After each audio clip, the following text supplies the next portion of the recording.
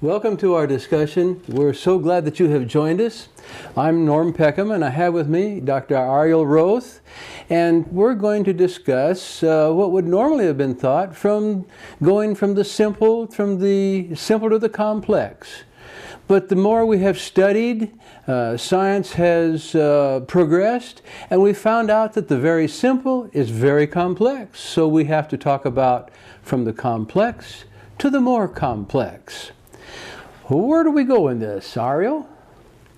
Well, we want to discuss the main idea that evolution has about how we get from simple to complex.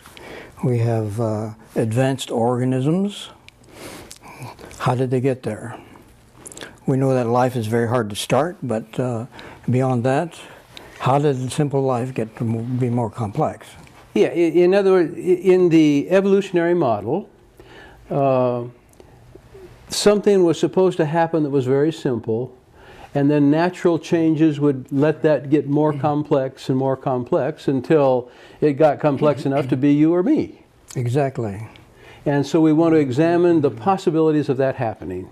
The mechanism that is usually proposed for the advancement of organisms over billions of years is natural selection. This is in contrast to God created, as we're told in the Bible.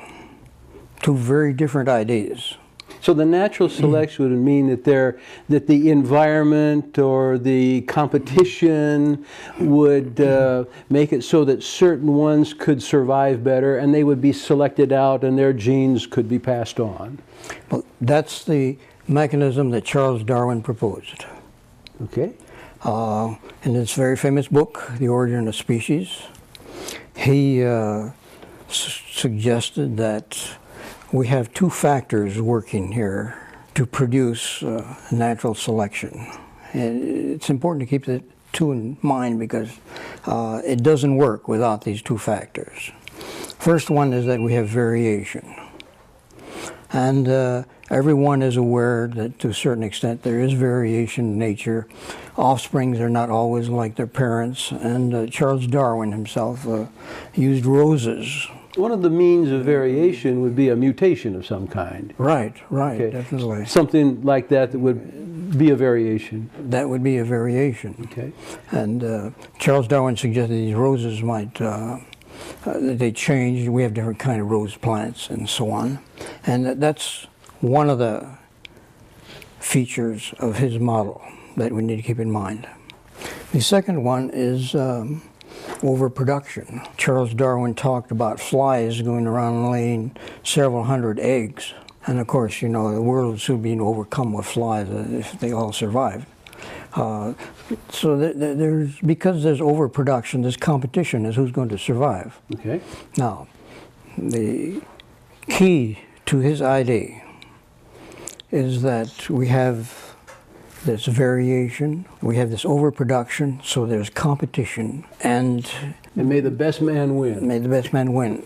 So he talked about this as natural selection and later survival of the fittest. Right. These two terms kind of mean the same thing. Natural selection is something that works.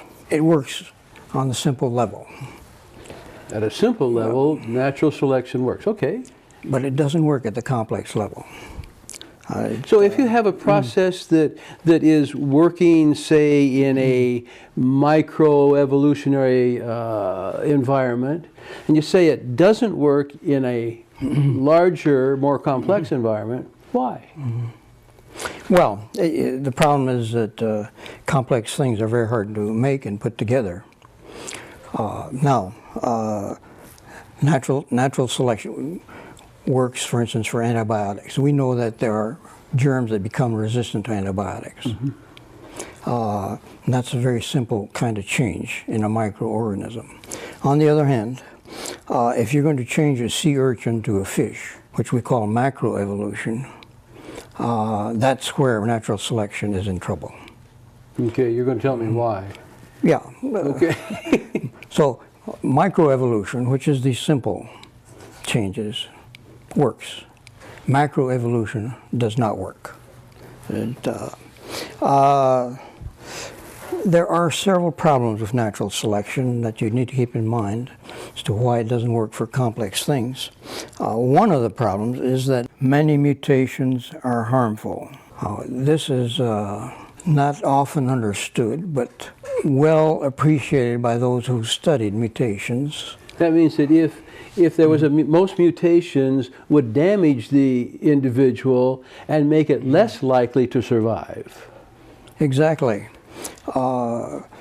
Because systems are so complex, any little change in them tends to reduce their function or how well they function type. And so, in general, it's a very general figure that's used, and we don't have really exact figures on this, is that perhaps 1 mutation of 1,000 is beneficial. Now, that's not very many. Many are harmful. You go in some of the caves in Mexico where there's no light, for instance. We find some fish there, and their eyes have degenerated. Because of a mutation or two, their eyes don't work, and pretty soon they degenerate to just a little pocket of fatty tissue. There are spiders there are salamanders in other parts of the world that are in total darkness, and their eyes degenerate. It tells you the fact that mutations are there and causing degeneration all the time. Now those fish would not survive outside because other fish would, because of the competition and so on, would... Other fish would see them and eat them. Yes, well, that's probably what would happen. So, another problem with natural selection is they cannot plan ahead for complex systems. For instance, if you supposing you had an organism didn't have an ear, and we wanted to evolve an ear, or any sound receiving system, that sound receiving, you evolve 100 of those, it wouldn't matter. It could not hear unless it had some component in its brain that could interpret what that ear was listening to and so on. It wouldn't know what the sound was or anything like that. You have to have both the component in the brain that interprets that sound and the sound detecting system. Now, which evolved first is the issue. The listening component or the interpreting component. Without both, they're useless. Natural selection cannot select. You have no advantage. Natural selection cannot select for that. And natural selection cannot plan ahead to, say, evolve the brain first, then evolve the ear. So these changes are, we call them random.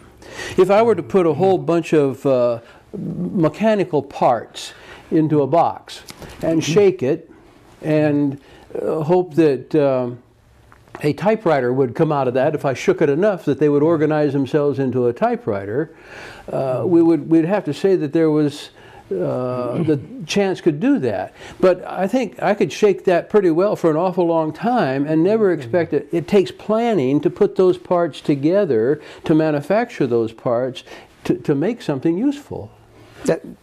Yes, and we're trying to point out here, you have to have different parts that work before a complex system like hearing works. Right. Furthermore, there's another problem, and that is that natural selection is expected to get rid of developing components that are useless. Originally, organisms didn't have legs. Now, supposing you want to evolve a leg, you're going to have maybe something there, that a bump that's sticking out or something, at the start of a leg, and so on. But that leg is not going to function unless it has the proper muscles, the proper control by the brain, and so on, to make it work. And it's just there as an encumbrance that does not provide any superior value to that organ. In fact, it's a hindrance. So this part that's hanging out there might not be able to run as fast, and it would get eaten quicker by a predator. Exactly.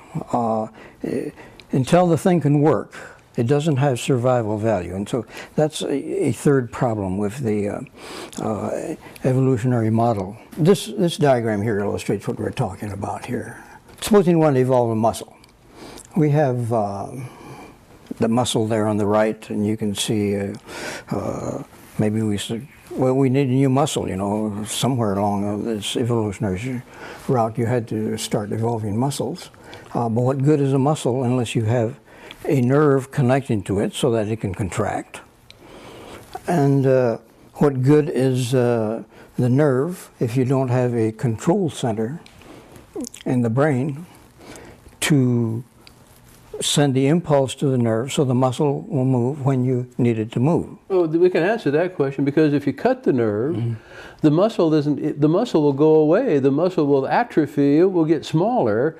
Or if you take the brain away, the same thing will happen. So you have to have all three of those parts before the muscle can be maintained. Before you have any survival value, you have to have all three parts. And until you have all necessary parts in a system, it can't work. If it does not work, it does not have any survival value. It helps us a little bit in understanding this thing if we distinguish between complicated and complex. Complicated means there are lots, for instance, lots of different parts. You'd say that's complicated.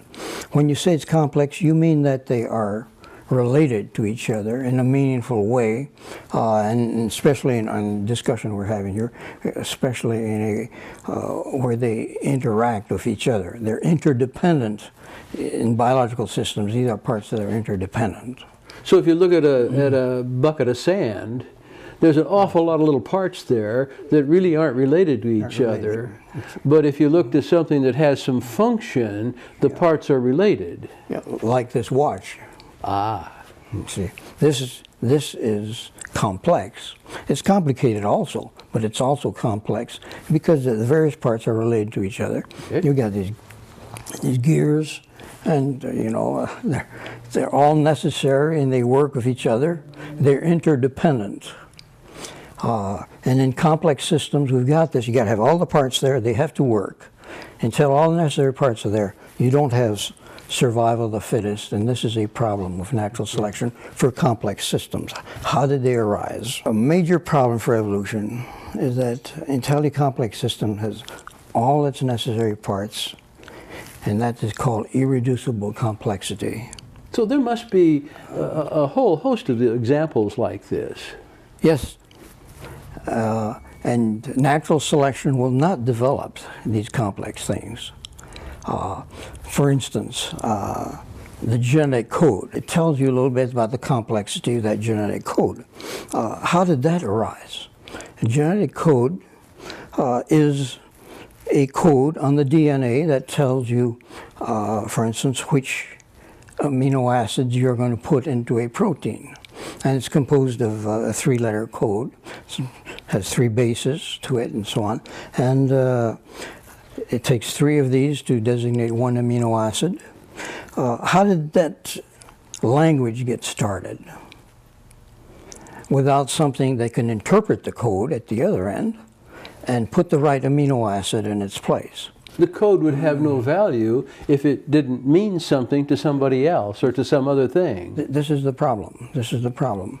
You don't unless somebody can read the code or something can read the code, there's no point in having the code. And furthermore, you have to have that code for all your necessary amino acids for the protein you're trying to make. Which came first, the code on the DNA or the system that reads it? No survival value as when they're separate. Okay. When they're working together, of course, they produce proteins and so on. And, another example here.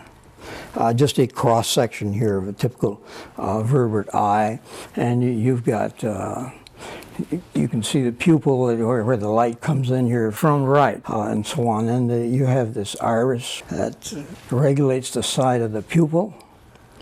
And again, you have another one of these problems, What good is the iris if you don't have a system that tells you, hey, how much light do we have?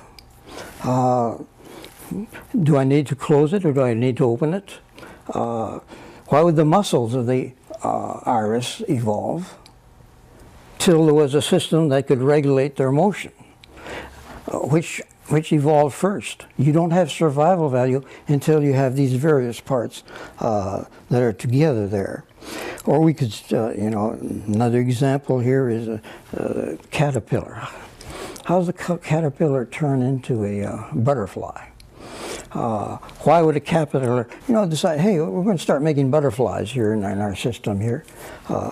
And so, maybe you could make some kind of thing that had some survival value, but if you were to make a butterfly, you got the problem of, you got to make wings, and you got to make muscles that move the wings, and they got to be able to fly. And how many tries would you have with all these bad mutations that would keep on going?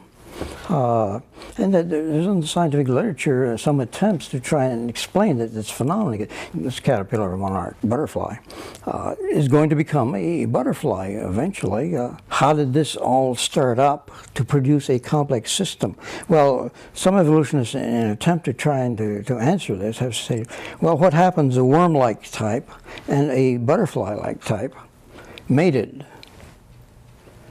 And then you have a caterpillar that can produce a butterfly. There's a couple of books that refer to this, and a scientific article refers to it, and so on. It's been given some serious consideration, although in general, most scientists agree, well, this is very unlikely. That a butterfly would... that a worm and a butterfly type would mate type of thing, and so on. So that was just an idea without any evidence behind it? Right, and we call that fact-free science sometimes. Okay. Don't we try to avoid fact-free science? Well, it's better. Science is better if it's not that way. Okay. And here's the butterfly, the monarch butterfly. It's such a marvelous situation that you have the butterfly comes from all these juices of the caterpillar, which essentially disintegrates and makes its chrysalis, and then it breaks open. And when it comes out, it has to pump fluids into its wings so it can fly and so on. It's really quite a process, and it has to all work before you have survival value of many of these parts. Or you can, last example I give you here, how about sexual reproduction? Organisms, could reproduce by just dividing, simple organism, just dividing. Why in the world should we develop sperm or ova? And which formed first, the sperm or the ovum? Each one is useless without the other. Even the simplest kind of thing you could think of, you have to cut the DNA in half so that when it mates so on, you have the right amount. And you have to have something that penetrates the other, like the sperm penetrates the ovum, so you get your components. So there are many examples like this that are difficult. Natural selection does not explain complexity. It explains very simple changes like resistance to antibiotics, but not complex structures. So this kind of complexity is really thought to just kind of happen? Well, this is the general idea that Darwin suggested, and the general idea that scientists tend to follow in suggesting evolution. And they have these evolutionary trees that point this out. Now we're replacing these with cladistic, or clades as we call them, cladograms. And these are supposed to represent the way evolution proceeded. This is a cladogram of some animals, you're familiar, vertebrates and so on. Some things are in dispute on these things, as is most situations, but you have the organism up at the top, and the lines going up to it are the way evolution proceeded. You notice we have W, which means warm-blooded. That is supposed to evolve twice. We call that convergent evolution or parallel evolution because they have an ancestor for both those that it was not warm-blooded. So it evolved twice type of thing. And this is the general idea, but, and it's generally considered to represent evolutionary advancement, although it's based on unique characteristics, and that's what cladograms show. Now, you can make cladograms out of anything almost, whether it be houses or kitchen utensils and so on. We all know that ladies' hats don't evolve from each other. But here's a cladogram of ladies' hats. And you have, for instance, visors to the left. They evolved. So what you're telling me, I think, is that a cladogram really is a diagrammatic representation of similarities between objects and says nothing about their origin. Yeah, well, they especially concentrate on unique similarities. Okay. They call them synapomorphies and so on.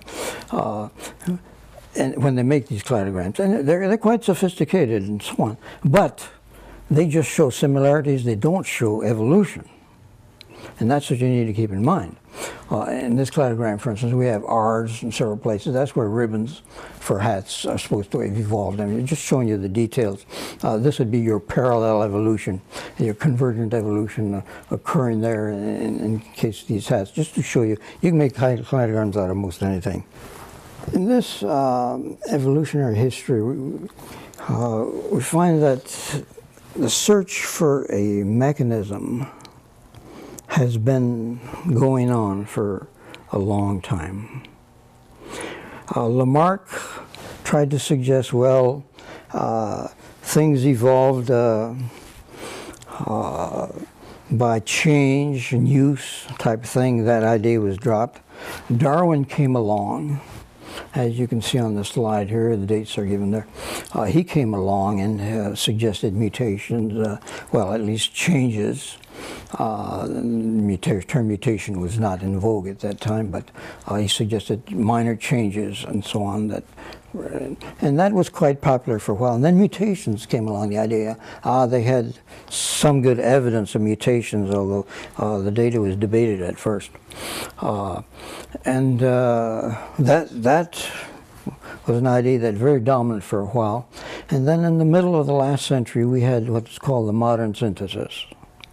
Now, the modern synthesis is what has probably been the most accepted evolutionary model. It's a combination of mutations and Darwin's survival of the fittest and population genetics. The best of science brought together under one word. And there was a great deal of confidence then that it was right. That it was right. But it has not held up. It's still accepted because there's nothing especially better. But there have been a number of criticisms of this. Right now, we have questions of neutral mutation. If there's neutral mutations, there's no effect. Survival of the fittest doesn't get involved in this. There's no effect. It's the mutation neutral. There's talks about gradual versus sudden changes in organisms in the fossil record, and there's discussion about that. And there's discussion of which characteristics should you use in analyzing what organism. Do you use unique characteristics or do you use similarities that may not be so unique? Debate about that. So right now we're in a diversification person, and there is no model at present for how organisms evolve that is generally, or at least completely accepted. They tend to fall back on the modern synthesis, but after 200 years of looking for a mechanism for the development of complexity. They're still looking. They're still looking. And I think it's time for science to know there's got to be a God here. As I understand this then, as we have looked at this, we have seen that there is tremendous complexity. And in these organisms, this complexity is dependent, the parts of the complexity are dependent on each other. And the question is, how could it evolve when the parts had to be dependent, but are of no survival value until they function? Exactly. And we really don't have a good answer for that question. Science hasn't brought us a good answer to that question. Mutations aren't really what we can do to get ahead. We have to have something that would collect them, and we haven't found a good collecting mechanism. Natural selection would be expected to eliminate all those bad genes that changes. And so as we look at what's left, we can't say from science how it happened, because we don't have what it takes to back that up in a method that we can see. The creationist says, I don't know how it happened either, God did it. And that's a pretty easy one to understand. So we'll be back at this again with a lot more detail. We'll see you next time.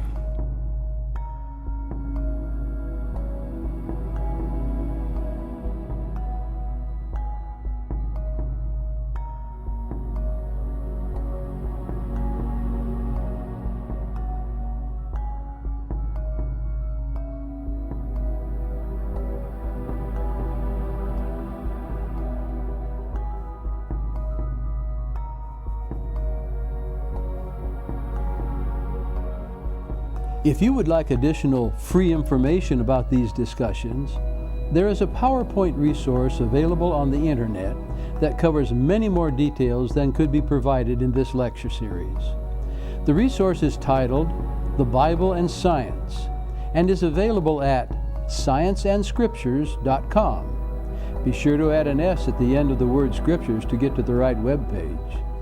The Bible and Science resource follows the same sequence of topics as the Where is Truth series, but it is divided into 17 separate discussions instead of the 14 videos of the Where is Truth series. The title of the discussions, an introductory outline, and an index will lead you to the topics you want. The Bible and Science discussions served as the resource for the Where is Truth videos. To facilitate understanding and learning, each of the 17 PowerPoint discussions in the Bible and Science resource is provided with a set of questions and their answers. You will find these at the end of each PowerPoint presentation. The Bible and Science resource was designed especially for students and teachers. However, it can be of great help to anybody interested in the topics.